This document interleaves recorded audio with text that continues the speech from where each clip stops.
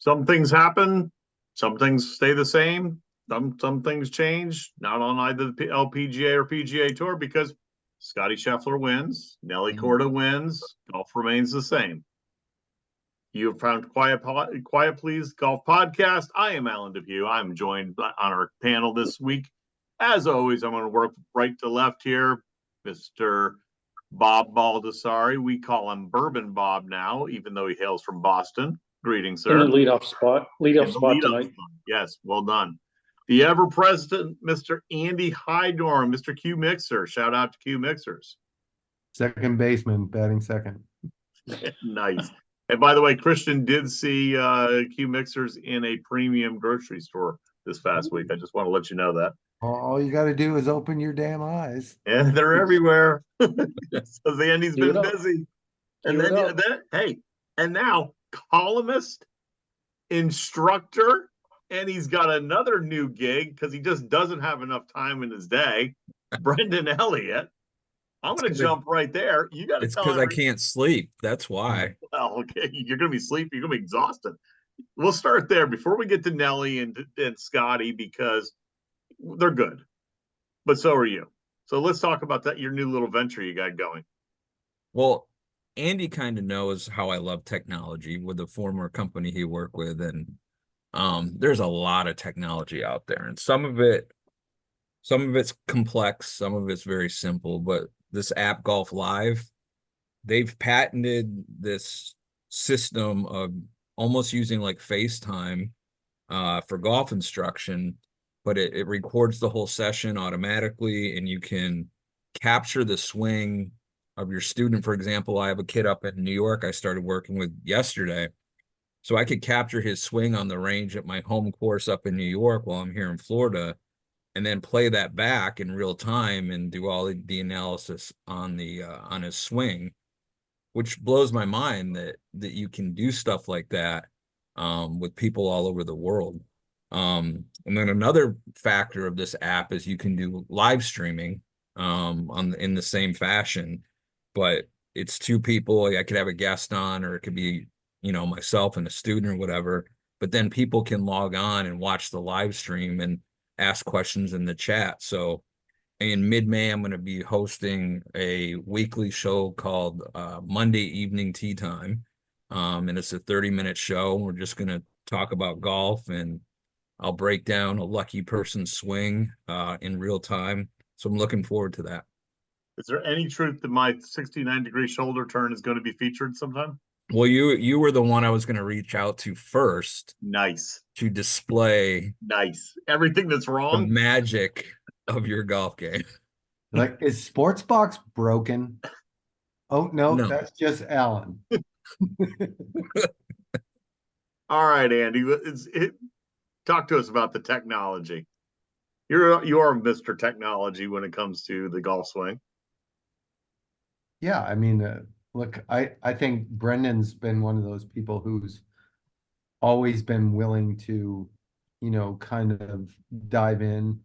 And technology is interesting in the sense that I think you get a consensus that everybody thinks it's good, everybody wants to use it, but the number of people that actually try it is there's a decent number who try it. The number of people who are willing to wade their way through and deal with all the learning process and really end up using this technology on a day-to-day basis is very few people. And it happens over time. The number grows and grows and grows. But it is an interesting dynamic about technology and instruction that everybody, like to a person, thinks it's valuable, with the exception of a few, I guess. But to get people to actually adopt it into their everyday routines is really difficult. Well, Bobby, is it fear that Skynet's going to take over with AI and the Terminator? I'll be back. I'll be back with an answer to that question. It's funny. There's always been technological advances in golf. I'm a featherweight. We got a percher to Byron Nelson ushering in the irons, the steel shafted irons, and on and on and on. I mean, Gary Adams with the Metalwoods, and it's just so much there. You know, the technological advancements on the equipment, the ball, the lawnmower, the agronomy, the whole, like in any sport, it's just changed. But I think, yeah, in the last 5 to 10 years, especially 10 years, I remember Andy at Weston Golf Club, Tony Morosco bought the big yellow Sony cart, and we rolled it out. Remember that? And Yeah. everybody was jaws were dropping. Just to video golf swings. Yeah, Mhm. just a video. Yeah. And, you know, now you do it on your phone, like everything moves forward. Yeah, but yeah, Brennan, he's an early adopter. I've got the one foot in the old school, one in the new school. I'm doing both with technology. So, but it's, you know, with YouTube now it becomes a little crazy because people come in my shop, and Brennan, you get students. We're gonna have them where I was watching YouTube and I'm working on this, and it's like, oh my God, that's the worst thing you want to work on. You really should be doing something over here and doing this with a training aid. But people consume that golf out there and they think they can want to swing like Tiger. You hear that all the time. I Yeah. think it's a marriage of everything though. Like you said, Bobby, it's part old school, part new school. And like Andy said too, you can't just kind of dip your toe in. You gotta jump in the deep end and start working with it. Because everybody that I have that has committed to using some of the technology that I use, whether it's Rapsodo or Shot Scope or Sportsbox, those are the ones that are head and shoulders above my other students because they're not afraid to dive in there. And it really only takes 1 session, 2 sessions of using it before you're like, wow, this works. Okay, It's I'm not, easy. I'm not gonna lie, Andy. I did not have this little segment this long at all, but I'm loving this. So let's dive. Which ones? Because you're on TikTok, you're doing all kinds of things. Have massive followers on TikTok because you're hitting golf balls midair. Massive. Millions and millions. Millions. Some of them may be bots. But Or what are the good 6 foot software? tall Chinese girls. Hey, Well, okay. I'm popular with them. Good demographic. Yeah.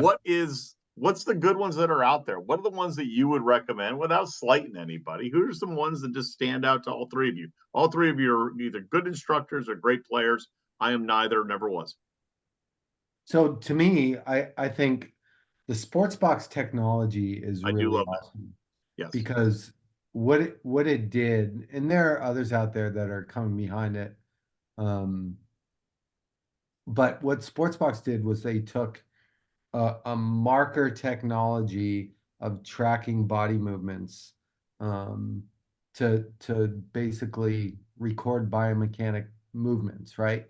And when I say markers, they actually put markers on the body so that the technology can follow the movement of the markers and create the calculations and give you the feedback that basically tells the instructor or the student how the body's moving. Well, what Sportsbox did is they came up with a way to do that markerless through just video. And there's a lot of discussion back and forth on social media about how accurate it is. And I will tell you this, Dr. Phil Cheatham at Sportsbox, who came from AMM, which was really AMM was the marker technology that measured biomechanics. So he uses that as a standard, and Sportsbox is pretty damn accurate to the gold standard of AMM. But at the end of the day, like being able to get your, and there's so many different ways to get your club and ball data now, whether it's TrackMan or FlightScope or Rapsodo or even some of the lesser known ones. Like that information is important.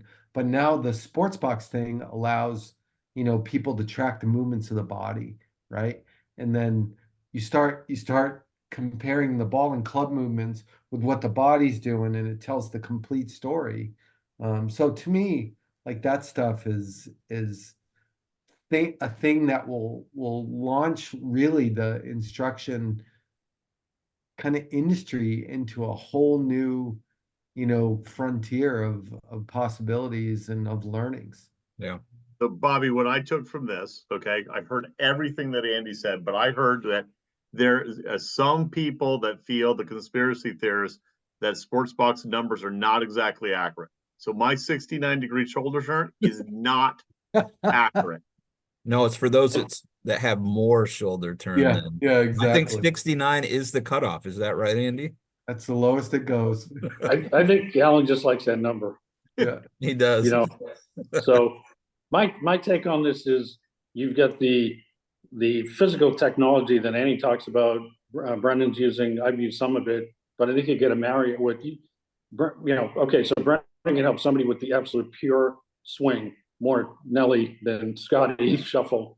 But then what about between the ears? We all know about so many players that are magnificent swingers of the club and they're crap between the ears. Now you get the Stephen Yellen fluid motion factor, certainly Bob Rotella. Then you got to marry it with fitness and nutrition because I see too many people and kids don't have a good fitness routine, even just hydration.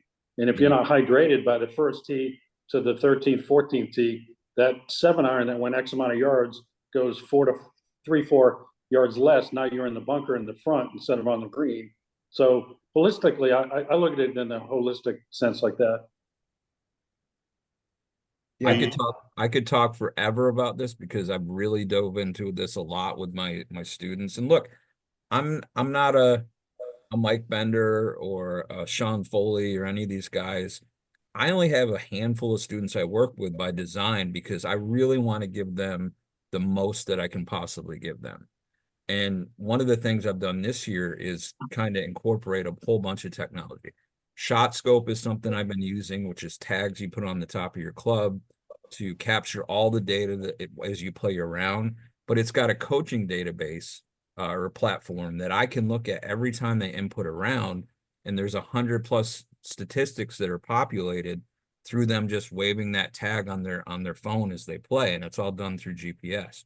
When I get all that data, we can kind of pick apart, all right, where you're missing the green, what percentage is left, right, short, long, whatever, proximity to the hole. I can use all that to kind of tailor how I'm going to look at their swings when we're on the range with Rapsodo, and we're going to kind of see what their shot distribution is with the different clubs and see how we kind of dial that in, but use that, whatever the range is, back with the data from the golf course. Then even swing speed, like I'm working with a guy up in Canada, Dr. McKenzie. He's a biomechanist that has a thing called the stack system, and it incorporates with Rapsodo. And that's one of the things I think that a lot of these tech companies are doing. They're trying to see where they fall short and where they can partner up. And I love that, partner up with other technology to help each other, symbiotic relationship, So that's something with the stack system that's great. And then the last one I love is Blast Golf. They've been around forever, but that helps students understand the numbers as far as their putting stroke, what their backstroke time is versus their through stroke time, and what that ratio is. And that, like, one of the things a lot of students or a lot of golfers struggle with is consistency in their distance control with putting. And when you can take that and see what the time is of your backstroke versus the through stroke and try to dial in that ratio to about 2-to-1, where the through stroke's 2 times faster than the backstroke, you've solved the distance problem, because all they have to do, no matter what the length of the putt is keep that ratio and get used to that, but just lengthen the stroke or shorten the stroke based on the length of the putt. So this is what technology does. It allows me to teach the same concepts that we've always taught as golf professionals, but give the student numbers and concrete information that make them believe what it is that we're trying to tell them in the first place. Because it's true. It's data versus guessing. Well, data wins all the time, right? Yep. So whether it's body movement, whether it's club movement, whether it's, like you said, some of the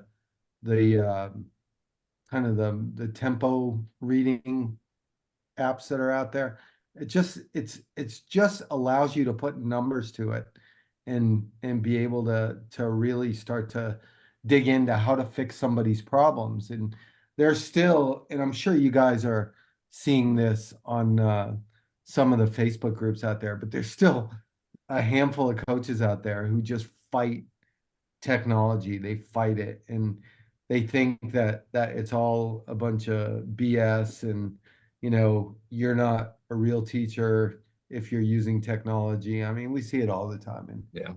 it's quite laughable, because I think at the end of the day, you still have to have your eyes and your intellect and your intuition to be a good coach. But the technology and the data helps a lot. But Yeah. Bobby, I think you said right before I clicked record, which is the average golfer that's out there doing their self WebMD on YouTube, trying to figure out their games. If you could advise somebody and say, look, you really ought to just look at this technology. And by the way, we're not supported and financed and sponsored by any of these guys. But if you had somebody who would for the average Joe, what would you suggest that they do for technology that could help their game? I would have them contact their local PGA or LPGA professional, and Yeah. that person to be expert on Alan, Brennan, Christian, Andy. Truly, because there's so much out there, and a lot of it could be good. But if I think I buy into one marketing and I get it, it could be bad medicine for me. Right. So I don't know, just sort of my take, and it's fascinating also how far club fitting has gone. Do you guys remember? Do you remember this little metal stand for ping, and walk in the shop and stand up next to it? You put your finger down, and you're a red. Oh, you're blue. Yeah, incredible. Yeah, I was the biggest Hogan fitter on the East Coast at one time. Woo. Remember the Hogan Edge? Couldn't even get that. Oh yeah. I was swinging Brunswick 7.0 rifle shafts. It was the only way I could stop it from flipping over. But anyway. Andy's got a lot. We got to get Andy to talk about his days with Callaway when it was crazy, and oh my God.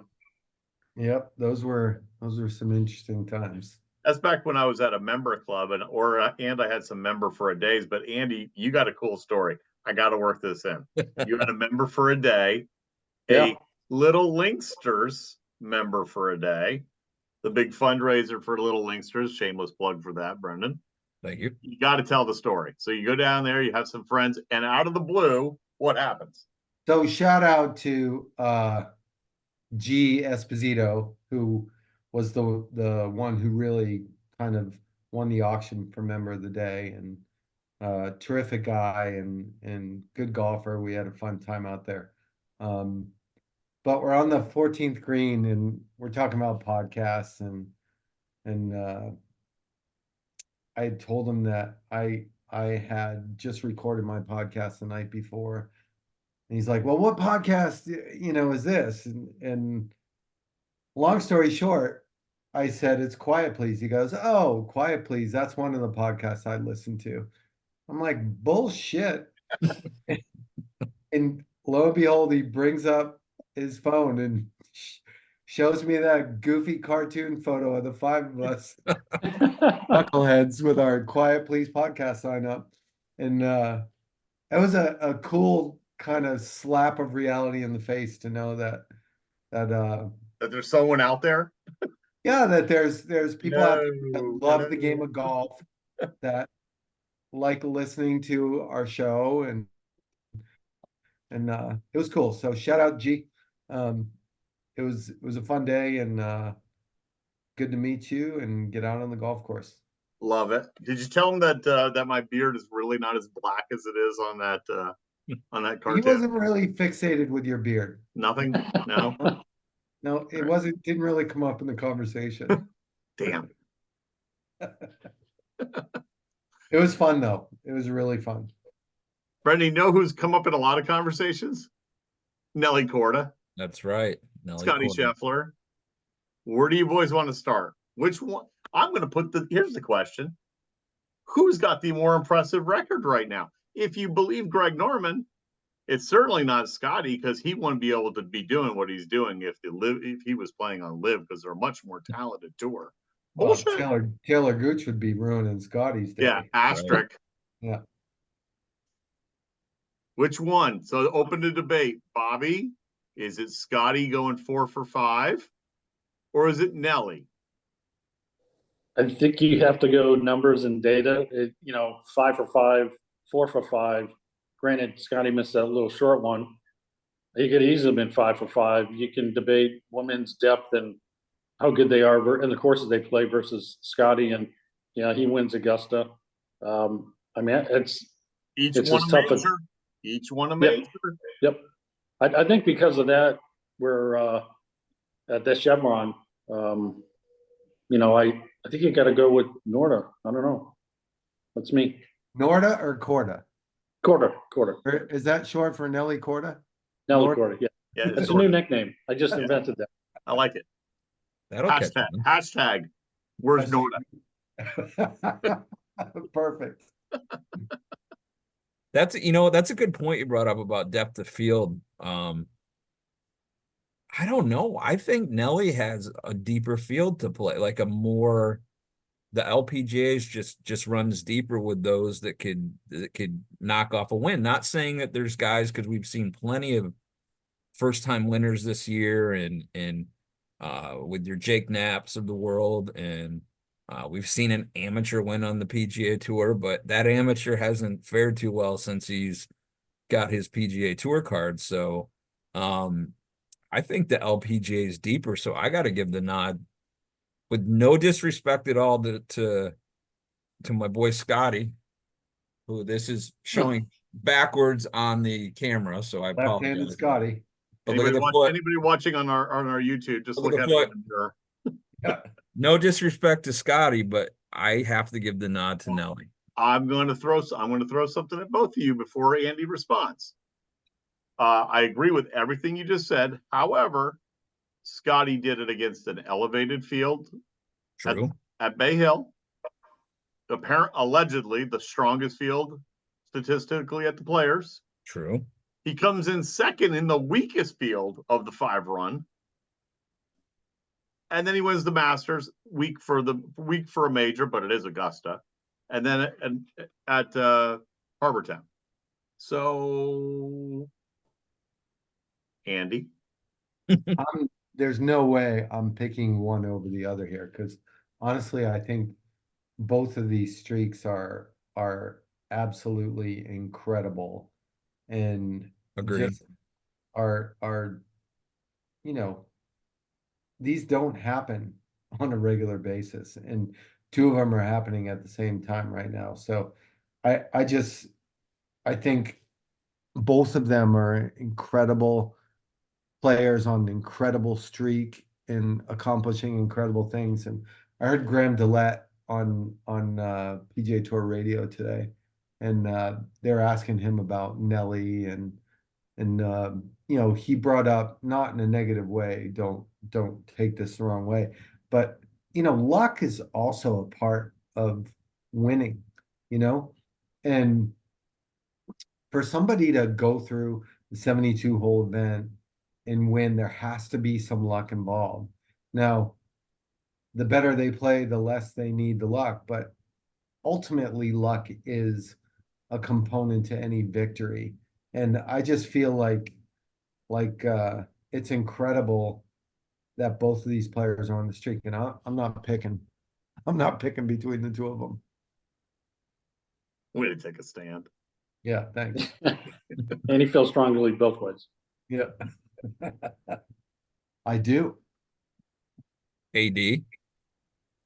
I'm gonna actually, no disrespect to Scotty, but I'm gonna come at it from a slightly different one, which is, let's not forget where Nelly Corda was a year ago. Laid up in a bed, after having surgery, and she's battled herself back not only to be number 1, but clearly a dominant number 1. So Good point. Yeah, and let me just add to this too, because I think this factor plays as big a role as anything. Like, can you imagine the mental and physical stress of winning the Masters, for example, right? And then 4 days later, having to tee it up in another event and having the wherewithal and the focus to be able to go out and play good golf again after, you know, putting it all on the line and winning the Masters. Like, to me, that's the most incredible thing. And Scotty was even talking after his round on Thursday, where I think he shanked a bunker shot. He did. It's like I had like cobwebs in my head and I wasn't quite ready, and I shanked a bunker shot. And so being able to go from that state of exhaustive euphoria to 4 days later teeing it up again, and then 3 days after that being in the winner's circle again. Hoisted in the hardware and put on a different jacket. Yeah, I did find it interesting. He goes home. He doesn't get even to Hilton Head until late Tuesday. yeah. Plays a 9-hole practice round because they all know the courses.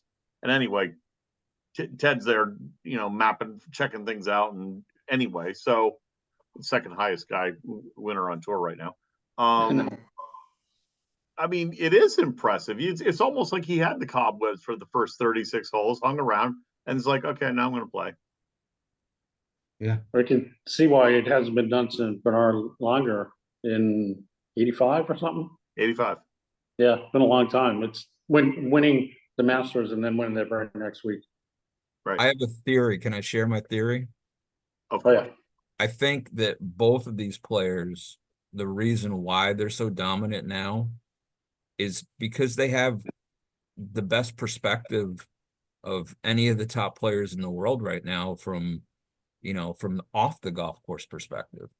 And Scotty, he talks about it all the time about family and faith and friends and everything else. And, you wonder sometimes if a guy like a Rory could have that same perspective with all the blessings he has with a little girl and his marriage and everything else, that maybe that's the secret sauce. And Nelly has the perspective of coming back from an injury and not knowing if she'd ever get into this position again. So sometimes those things that we really don't talk much about, it's all about numbers and golf swing and ball striking and strokes gain. Maybe those things are less important than some of these things. So I think that's a good point. And I have another question for you guys. So as they stand right now, who's the first one not to win their next start? Oh, And I'll say first, I think it's Nelly. I think it's Nelly. Because Yeah. Nelly's interview after the Chevron was like, she kind of felt like she was falling to pieces on the back nine. She was exhausted physically, exhausted mentally, and kind of coming apart a little bit. And she's so good that she hung on to win. But Well, I know I noticed because obviously the telecast zooming in on them on the range. First time I was seeing reactions, making some swings, and she literally swung. I think it was the driver of the 3-wood. She swung, she hit the shot, and she dropped the club. yeah, That's a person that's fighting something. Obviously, we've all been there. I mean, her fighting is still exceptional compared to ours, but she was fighting. I think on the final day. yeah, it's hard, right? And how do you not go through those stretches? And so to me, I think she's the one who kind of cracks first. wait, the club drop's not the end of the swing? For some people I know it is. Oh, okay. I teach the club drop with Tell you what, perfection. there's some Well, people who you know are what you know masters what of else that. you do be as part of your a recent column, shameless plug number 2 Oh, for God. BE today. Didn't you write an article recently about Nelly and how people could apply her swing Yeah, to and their game, not Scotty's shuffle? We're not going to try to apply that to their game. What can well, we there's stuff I could apply with Scotty, but with Nelly, I just speak to? there's no wasted motion, everything's so fluid, and I think too many amateur golfers try too hard in one specific area or another and just don't let this swing happen. It's called a swing. It's not called a hit. You know what I mean? And she just swings the golf club very gracefully, very powerfully. And there's a lot to be taken from that. So did you see the iron she hit into the last hole on Sunday? Mm-hmm. Like it's par 5. She hits a good drive out there, and I think she's got like 196 or 7 in. She hits 7 iron. Yeah. And all she had to do was make bogey to win. So in essence, all she really needed to do was to clear the water with her second shot. And she hit 7 iron. And it just blows my mind that, like when she stood up over the shot, it looked to me like she had a pretty short club in her hand. I'm like, is she laying up? Because she was kind of aimed out to the right, and she just kind of put a nice Nelly swing on a little draw 7 iron. That was perfect, right? You know what it reminds me of? You know when you hit a crappy drive on a par 5, we can all know what that feels like.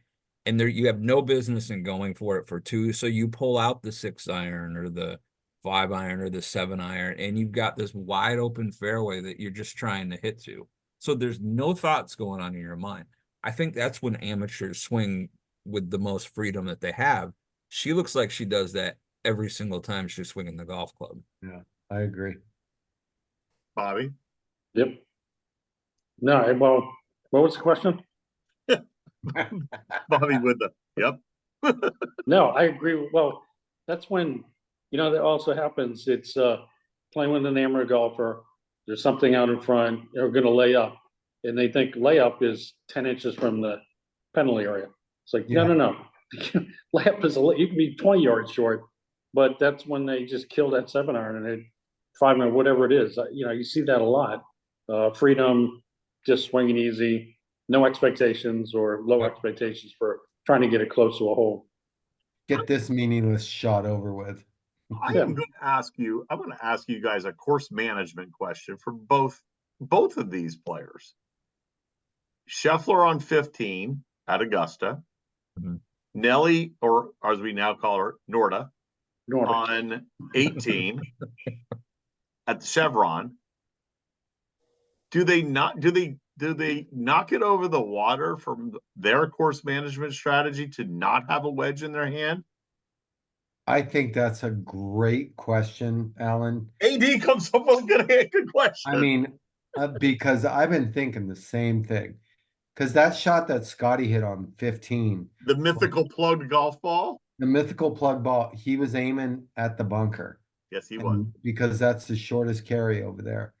And I think it's disaster mitigation to basically hit it over the water so you don't have to do who was it the week before that? Well, somebody on 15 Denny McCarthy laid the sod over Denny McCarthy did it on the last hole at the Valero. Valero, right? Yeah. Yeah, we think those shots are the hardest for us in the amateurs. They're just as hard, especially that one on 15 on the downslope. Yep. Oh, God. That's frightening. And it's clear to me that that's what they're doing, Alan, is they're avoiding that wedge shot over the water. Who takes 7 iron other than the people that can actually hit 7 iron from 190? Why? Why are you even bringing the water into play? They're not in their mind. In their mind, they're not. That's wow. Yeah, different mindset, tournament mindset, then tour mindset, and then championship mindset. Keep going like that, and myself, and if you play tournament golf at whatever level, once in a while you get to that point where it's just looking at the target, you're swinging, and all that little stuff doesn't get in your mind. At least for me, it wasn't. Maybe it's too aggressive at times, but no, I got the shot. I'm going for it. Sometimes you're not playing as well. Maybe you got to be strategic and lay up and this and that. But anybody's been at Augusta, that downslope, you can hit a perfect little wedge and you're going to suck it back into the water. They shave that down. Yeah, I mean, going for it there, it seemed like the right thing to do. Yeah, in Nelly shot, for example, it all comes down to, do you think for 1 minute that you're not going to hit that 7-iron in the middle of the club face? Because if you hit it in the middle of the club face, you're clearing the bunker, clearing the water, landing on the green, rolls over, whatever.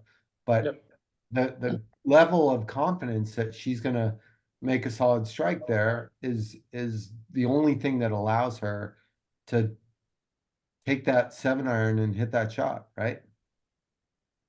Did you guys catch at the end of the uh Scotty's win last week? I think it was Doug Ferguson. It sounded like him from the AP said, "Does it ever get boring?" Did you guys catch that? No. He goes, "Does it ever get boring?" And Scotty's like, "What?" He goes, "Just hitting everything at the pin." And Scotty's like, "Well, no, like that's what I do. Like that's what I live for is hitting it."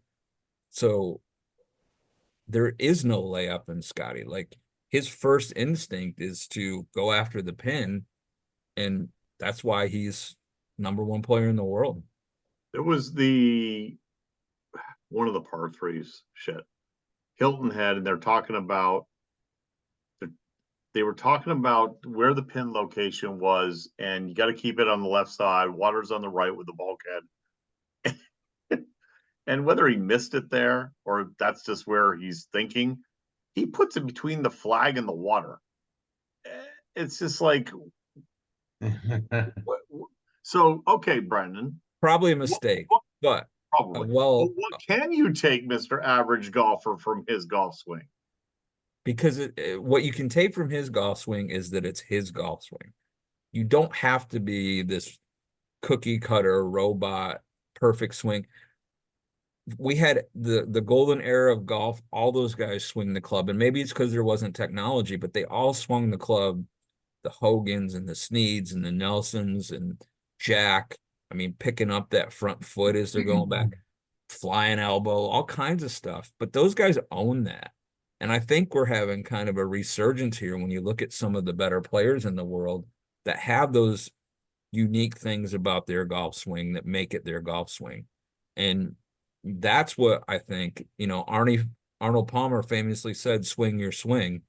And that's what Scotty's doing. So that's what the average golfer should kind of take from that. Famously, Scott Verplank swung his swing until the tour got to him and told him, "You need to change." And look what it did to him. I thought he was an all-world talent. Oh yeah. Driver yips. Yeah. Yep. He had the driver yips. Yep. I heard Rotella.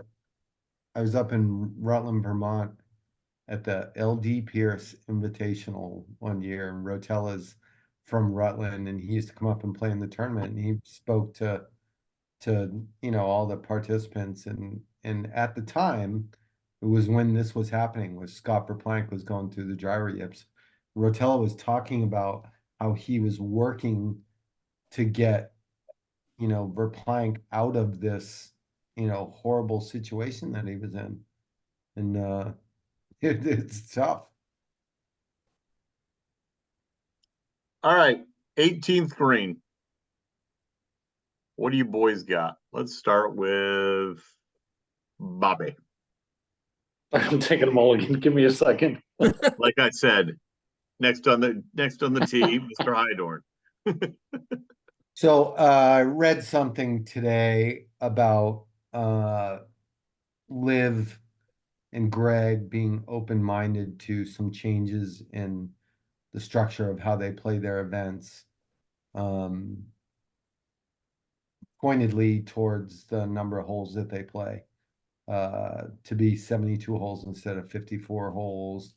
And I think, again, as time goes on and everybody's trying to figure out what the end result's going to be of this whole thing, I think everybody's going to have to move toward the middle a little bit and figure this out. And it's going to take a lot less sticking your chest out and sticking your feet in the sand, and a lot more of, okay, what's going to make this all work together. And I've said this a million times, but golf will be better once they figure this solution out, and people start to play together again. Even Taylor Gooch. Asterisk. Yeah. BE. My final thought is, Bobby's still over there looking for a tee and a golf ball. I'm good now. I'm good. I mentioned earlier about how by design I only teach a handful of students, anywhere from 10 to 12 at one time. It's because I have a holistic view of how I teach these kids. I'm very patient, and I try to impart that same philosophy onto them, to be patient, because this is not a Band-Aid type game. You're in it for the long haul if you want to be successful. So I got to give a shout out to one of my students, Sebastian Gonzalez. Yeah. Last fall, he shot a 68 in a one-dayer, which was his previous best tournament score. And this past weekend, Masters weekend, 2 weekends ago, he goes 65-73, and that 65 is the course record at one of the courses in the Villages, Glenview. And I talked to him a lot that week I got back from Augusta about that situation, and his mindset's totally different now, and I've seen it baby steps getting towards this, building up to this, and it's because he's going about things the right way, and he's had trust in what I'm trying to do. And that's really what it boils down to with these competitive kids, is they have to just trust in the process, and you'll see the results. I don't know when, but if you stick to the process, you will see the results that you want. Bobby. So I'm gonna pick up on a comment that BE made about own your swing. And we just had a demo day yesterday with Tricks on Cleveland and helping people, a few dozen people come through and they want to get fit for clubs. But I always tell them, well, let's talk about the set makeup as well. And people have preconceived ideas. I need a driver 3-wood, 5-wood. No, you don't. You need a few golf clubs to go on the course, consume the game the way you can consume it, the way you want to consume it. And if it means 4 clubs and a putter, great. You know, sometimes I've done these 3-club tournaments at my club, and people go, I shoot the same with 3 clubs, I do 14. Yep. So it's kind of funny. It helps your creativity, but I do want to tell people you don't need 14 clubs. I'd like to sell you 14 clubs, but at the end of the day, I want you to be happy. And by getting the right club in your hand, as far as shaft length, weighting, flex, you name it, more hybrids than fairway woods. To me, there's very, very few people like an Andy Heidorn that could rip a 3-wood off the deck. You know, like people want to hit the 3-wood, don't have the club head speed, on and on. But just, you know, just think of this phrase, set makeup, as you look at what clubs are in your bag, and that's going to help your game as well. Interestingly, I'm going through that right now, Bobby. So look at Andy. He's laughing at me because I've only so here's the thing. My final thought is this. I sent a couple pictures to you guys. You saw I was down in South Carolina visiting little man, as we've dubbed him, grandson number 1, and a couple of takeaways other than a grandson number 1. I mean, what else can you say, right? I got to play threes, the little par 3 golf course located near the, Andy, you know I'm big on par 3s. Yeah.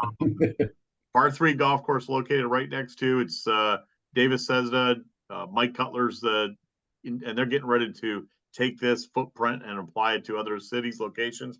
An amazing experience. If you're in Greenville, you got to play it. I'm not giving a shameless plug other than I had a really good time, except I almost did kill a family of 3 on the 4th tee box because I haven't been playing golf, but it was a really, really cool experience.